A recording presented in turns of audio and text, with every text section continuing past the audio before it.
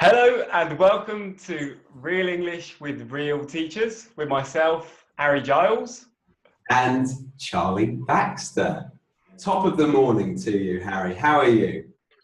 Top of the morning to you. I'm very well, thank you as well. So welcome back to the Idiomatic Expressions series.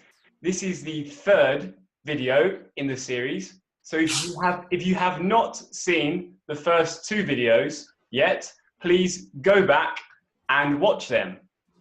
Yeah, and remember that these phrases that we're teaching you, they're really real. So we've gone over some idioms and we've chucked a lot out. We've said they're not really relevant and they're not useful to English learners. And it's up to date, and it's right now in 2016, people are really saying these things, right? Yeah, spot on. You've hit the nail on the head, but we will teach you that one later, folks. Don't worry. Yeah. Remember to hit the subscribe button because we have lots of new excellent videos that will be very useful for you. Yeah. But without further ado, let's start with the first phrase. Okay, so number one, the first one is the grass is always greener on the other side. Okay, so this is something that you say when another person is always thinking that somebody else's situation is better than theirs. Harry, that's a great definition. And to give an example, I would say a lot of people want to move to another country because they think that it will be better over there. They think that their situation is rubbish and their new situation will be really good. So, the grass is always greener on the other side. And do people always say the whole phrase, Charlie? Do people always say the grass is always greener on the other side? No, we've gotten lazy. We've become lazy. So we now shorten it to the grass is always greener. You know, the grass is always greener. Yeah. Have you got another example, Harry, for us? Yeah, I think sometimes if you are maybe thinking about people who are more wealthy than you, so people with lots of money, for example, the rich and famous. I wish I was Brad Pitt. Come on now, Harry. You're a good-looking man. Don't worry about Brad Pitt. Thank you very much. And what would you say to convince me not to worry about being Brad Pitt? The grass is always greener, Harry. Exactly. The grass is always greener. You know, maybe when I'm famous, I'll be, paparazzi outside my house, watching me on the toilet, and that ruins my life. I want my privacy. Exactly. Yeah, you don't want people looking at you doing a number two, do you? Yeah. What's a number two? A number two is a poo. Okay, and a number one? Is a wee. Number three? We'll let the listeners guess what number three. Yeah. Okay. Can women do a number three?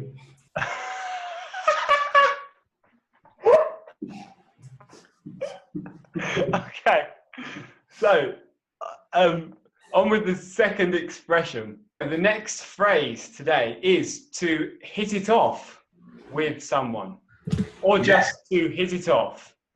Yeah, hit it off with someone, meaning that you like them and you get on well, or you have an instant connection with them. Yeah? Yeah, exactly. And the best example I can think of is when me and Charlie met at university. It was the first day of university and we had never met each other before, and instantly we hit it off. That's what he likes to think. He liked me more than I liked him at the beginning. You used to wear those really strange socks and shorts in the winter. Yeah, I had an interesting dress sense, but I think that's why we hit it off so well. Maybe, yeah. But you remember we were laughing and joking and instantly, and we had lots of common interests. Very and true. Say we hit it off instantly. Yeah. Yes, okay. Everyone, we hit it off very well. Me and Harry were best friends straight from the get-go. Ah, straight from the get-go. It means instantly, straight away. Exactly, yeah. Yeah. Right from the start. Okay, all right, so on to the third idiom of the day, and we have hit the nail on the head. Hit the nail on the head. Okay, you've hit the nail on the head. So this is something you say when somebody else, another person, says the exact correct thing. You say, you have hit the nail on the head. Would you say, Charlie? Yeah, and I could even say to you, if you have defined hit the nail on the head correctly, I could say, yes, you've hit the nail on the head with the description of hit the nail on the head. Yeah, that would be a bit ridiculous, but yes, you could. Harry is learning Spanish. He's been doing well, but his listening skills are not so good at the moment.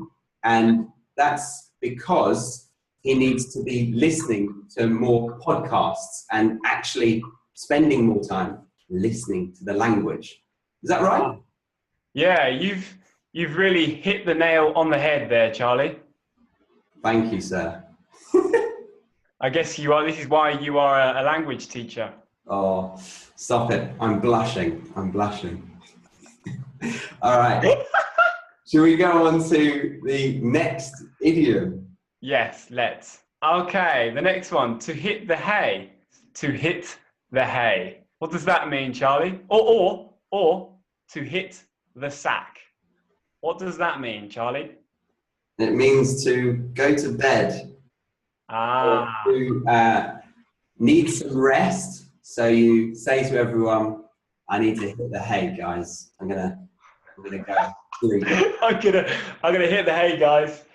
And then everyone says, oh no, Charlie, don't go to bed. You are the life of the party. Yeah, the life of the party, meaning the energy, the real passionate part of the party. So we've got hit the hay, but why hit the sack? Okay. So a sack is a large bag, often used to carry potatoes. And in the olden days, they sometimes used to stuff the sack with hay to be used as a bed or a mattress. Very interesting. Okay. All right. So the last phrase of the day is it takes two to tango. It takes two to tango. Okay. I like this phrase.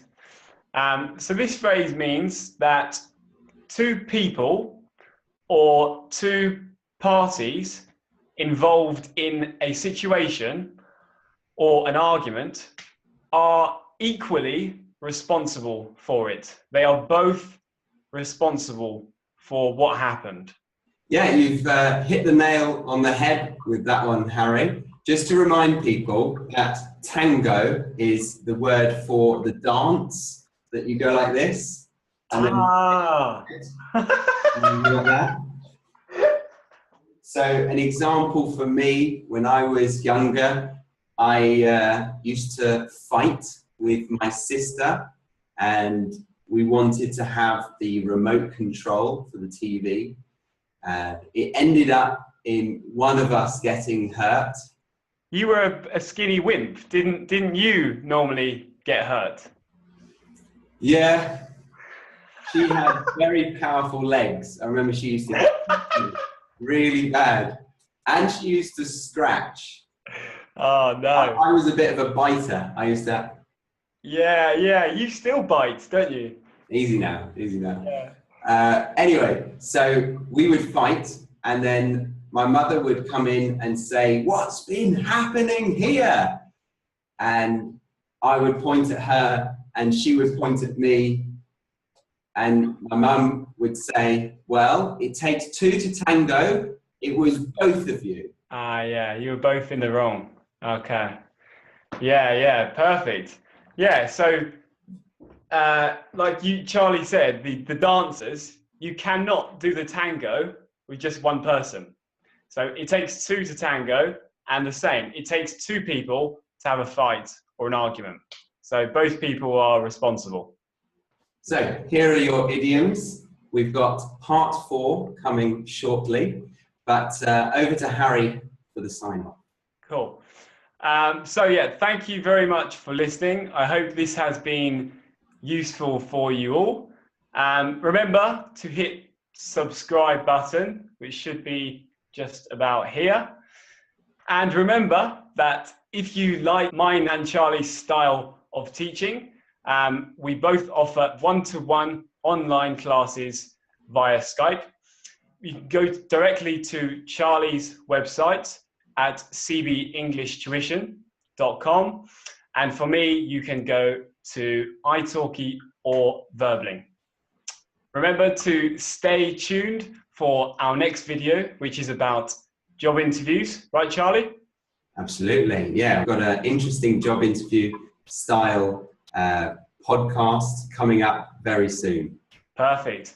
So thank you all to our subscribers. We look forward to seeing you soon. Bye-bye. Bye. Bye. Goodbye.